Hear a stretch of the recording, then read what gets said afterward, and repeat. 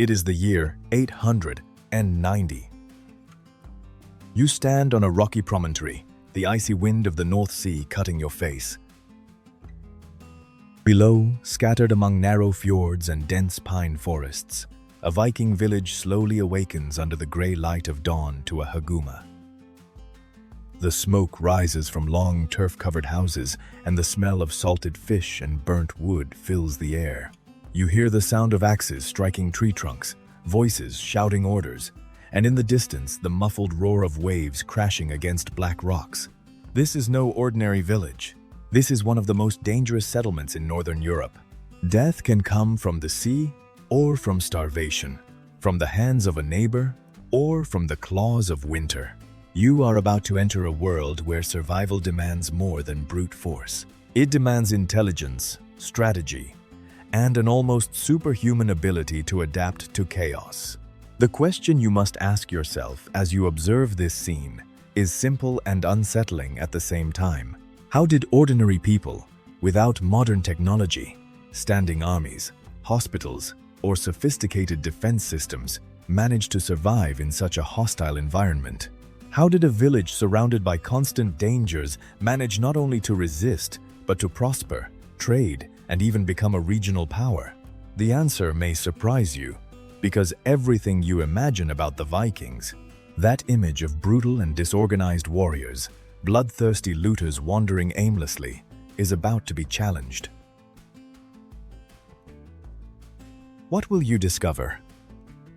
These villages were, in fact, extremely sophisticated social systems. True, machines of collective survival. Every decision, however small it seemed, could mean the difference between life and death. Let's start with the basics.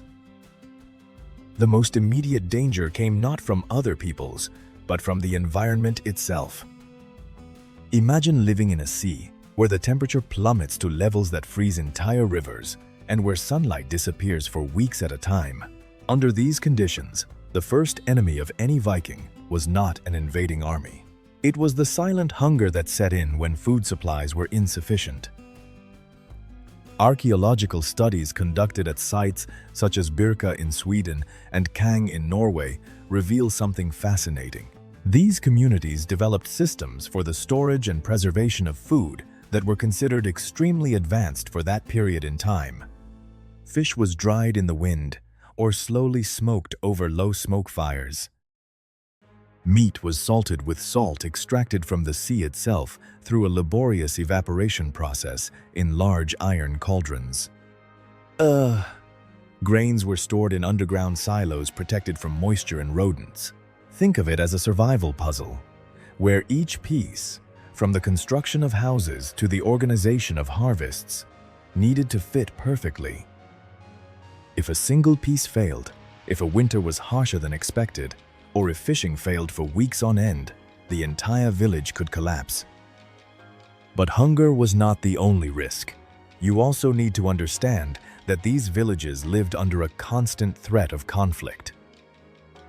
We're not just talking about battles against foreign peoples, but about internal disputes between rival clans, disputes over land, resources, and honor. Viking society, contrary to what many people imagine, was extremely hierarchical and governed by complex legal codes known as things.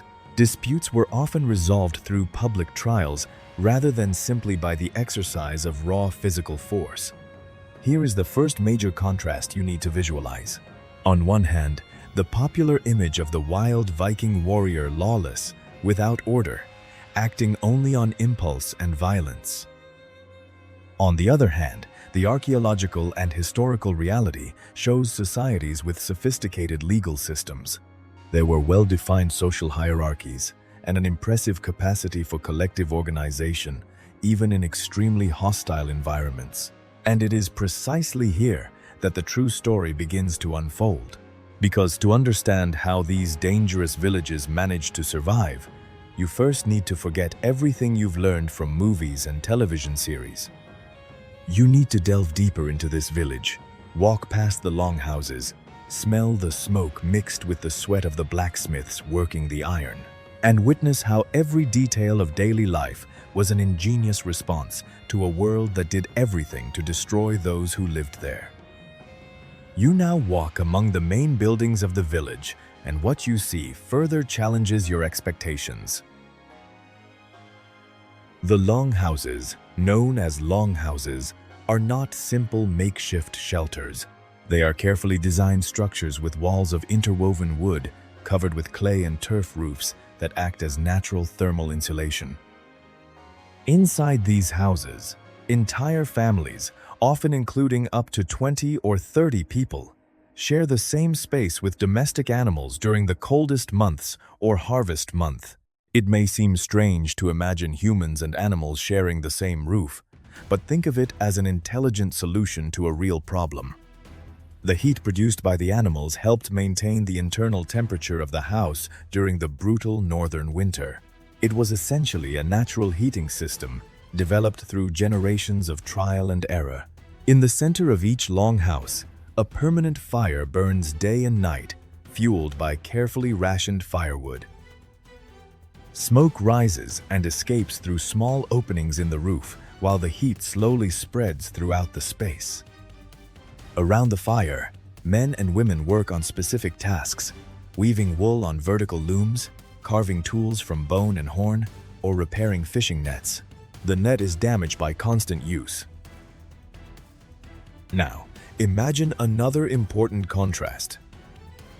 While a peasant family lives in simple conditions, depending directly on fishing and subsistence farming, the village chief, the so-called jarl, lives in a larger, more ornate structure, with wood carvings representing mythological creatures and symbols of power. This difference is not merely aesthetic. It represents an entire social structure based on mutual obligations. The jarl offers protection and organization, while the peasants offer labor, loyalty, and, when necessary, military strength. This system of mutual exchange was fundamental to the survival of the village as a whole. Research conducted by historians specializing in ancient Nordic societies shows that these power relations were not solely based on fear or oppression, but on a complex system of honor, reciprocity, and reputation. A leader who failed to protect his people or secure sufficient resources quickly lost his authority and could even be deposed by other members of the community. But let's return to the central question that guides this journey. How did these people manage to survive surrounded by so many dangers? The answer begins to reveal itself when you observe the village dock where wooden vessels, the famous longships, are anchored. These vessels were not only used for looting and war, as many imagine, but in fact, most of the time, these boats were used for trade, fishing, and exploration. Here's something that might surprise you.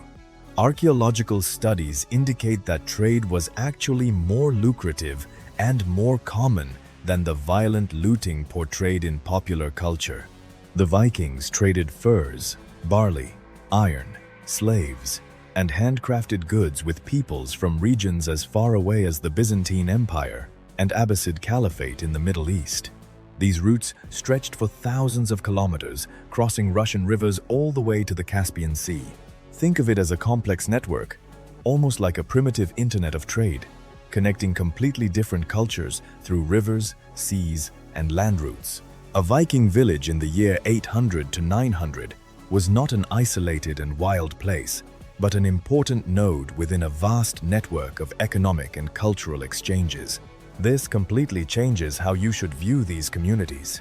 They were not only violent and unpredictable, they were, in fact, extremely pragmatic. War and plunder were tools used when necessary, but peaceful trade was more often than not the preferred strategy for accumulating wealth and ensuring long-term survival. Still, constant danger lurked in these villages.